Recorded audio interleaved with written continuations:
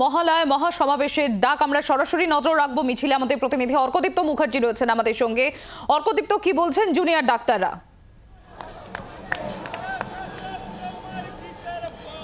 দেখো, প্রথমত যেটা জানাবো, জুনিয়র ডাক্তারদের তরফ থেকে একটা অফিসিয়াল কাউন্ট পেলাম আজকে মিছিলে কত মানুষ হয়েছেন।